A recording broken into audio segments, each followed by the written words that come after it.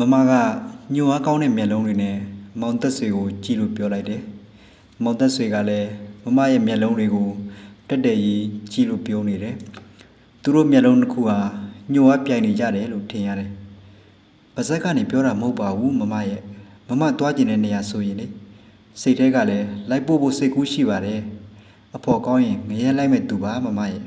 ။အမလီမမကလည်းငရဲကိုမခေါ်ပါဘူးကွယ်။စကားတက်လာကြည့်လား။မမကအဝေးကိုတစ်ချက်မြတ်လက်မြော်ကြည့်လို့ပြောလိုက်တယ်။ကျွန်တော်စကားပြောရလို့မဟုတ်ပါဘူးမမရဲ့။မမရဲ့အလှကစိတ်စော်နေတော့အခုလိုစကားပြောရလာတာပါ။ဒီတခါတော့မမကဘာမှမပြောတော့ပဲအပေါ်မှာလွင့်နေတဲ့ပူပေါင်းတွေကိုငေးကြည့်နေမိတယ်။ကိုသက်စေကအခုလိုပြောလိုက်တဲ့အတွက်မျက်နှာကလေးနေရဲကရှက်သွေးတွေဖြာလာတော့လဲစိတ်ထဲမှာ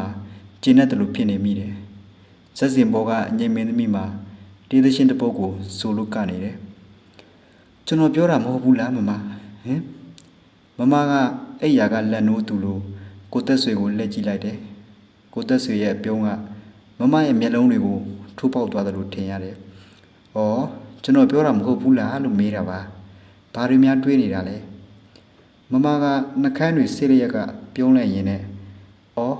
ဘာမှမတွေးပါဘူး။ဘူပေါင်းလေးတွေလှလို့ကြည့်နေတာပါ။ဟုတ်တယ်နော်။ဘူပေါင်းလေးတွေကအလှတာကိုသက်စေကလေမာလွတ်နေတဲ့ဘူပေါင်းတွေကိုတစ်ချက်မြမော်လို့ကြည့်လိုက်ရင်နဲ့မမကိုပြုံးလို့ကြည့်လိုက်တယ်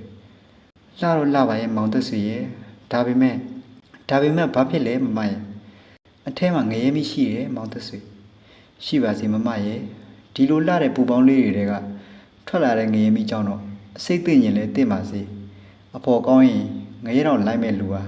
ဒီလောက်ငရဲမိကိုတော့မမှုပါဘူး